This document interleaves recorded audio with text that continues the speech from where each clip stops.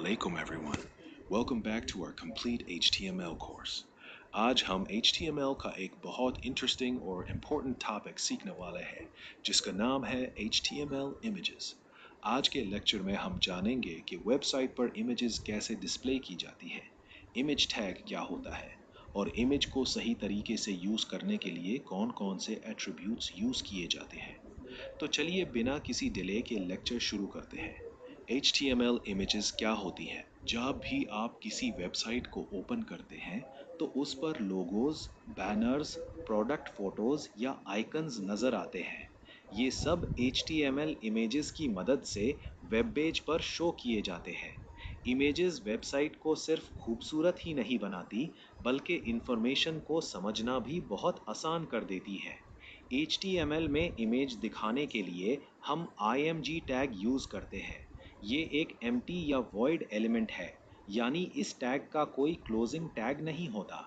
Images क्यों use की जाती है? Images website KI Beauty को enhance करती हैं, products को showcase करती हैं, logos और icons display करती हैं और users का attention attract करती हैं। इसीलिए हर प्रोफेशनल वेबसाइट में इमेजेस का बहुत इंपॉर्टेंट रोल होता है। HTML IMG टैग इमेज को वेब पेज पर शो करने के लिए हम IMG टैग यूज करते हैं। इस टैग के अंदर सबसे इम्पोर्टेंट एट्रीब्यूट SRC होता है, जो ब्राउज़र को बताता है कि इमेज कहाँ से लोड करनी है। जबकि अल्ट एट्रीब्यूट इमेज की डिस्क्रिप्शन प्रोवाइड करता है। SRC एट्रीब्यूट, SRC का मतलब है सोर्स। ये ब्राउज़र को इमेज का लोकेशन बताता है। अगर SRC एट्रीब्यूट ना हो या उसका पाथ गलत हो तो इमेज वेब पेज पर डिस्प्ले नहीं होगी। इमेज का पाथ दो तरह का हो सकता है। पहला रिलेटिव पाथ, जो प्रोजेक्ट के अंदर मौजूद इमेज को शो करता है, और दूसरा एब्सोल्यूट पाथ, जो इंटरनेट पर मौजूद किसी इमेज का कंप्लीट URL होता है।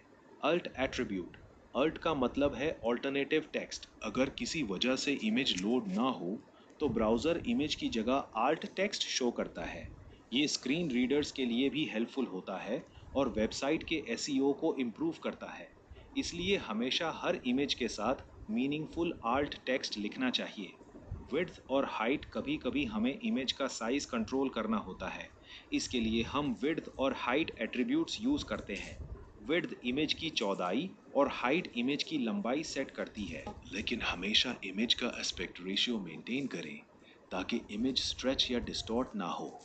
टाइटल एट्रीब्यूट, अगर आप इमेज के ऊपर माउस लेकर जाएं और एक छोटा सा मैसेज नज़र आए तो ये टाइटल एट्रीब्यूट की वजह से होता है।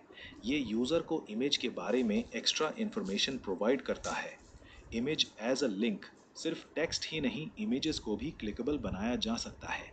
इसके लिए हम इमेज टैग को एंकर टैग के अंदर लिखते हैं। आजकल ऑलमोस्ट हर वेबसाइट का लोगो होम पेज से इसी तरह लिंक्ड होता है। लोकल और ऑनलाइन इमेजेस, अगर इमेज आपके प्रोजेक्ट फोल्डर के अंदर सेव हो तो उसे लोकल इमेज कहते हैं, और अगर इमेज इंटरनेट से लोड हो रही हो तो उसे ऑनलाइन इमेज कहा जाता है। प्रोफेशनल प्रोजेक्ट्स में ज़्यादातर लोकल इमेजेस यूज़ की जाती हैं। रेस्पॉन्सिव इमेजेस, आजकल वेबसाइट्स मोबाइल, टैबलेट और डेस्कटॉप सब डिवाइसेस पर ओपन होती हैं।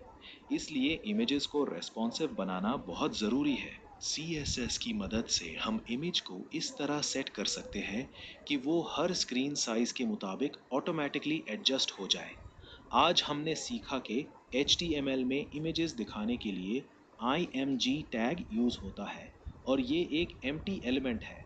हमने SRC, आल्ट, विड्थ, हाइट और टाइटल एट्रीब्यूट्स के बारे में डिटेल से जाना।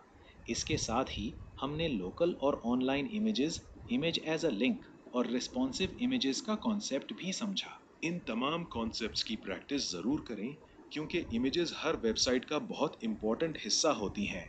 इसी के साथ आज का लेक्चर यहीं कंप्लीट होता है। अगर आपको ये वीडियो पसंद आए तो लाइक ज़रूर करें, अपने दोस्तों के साथ शेयर करें और चैनल को सब्सक्राइब करना ना भूलिए।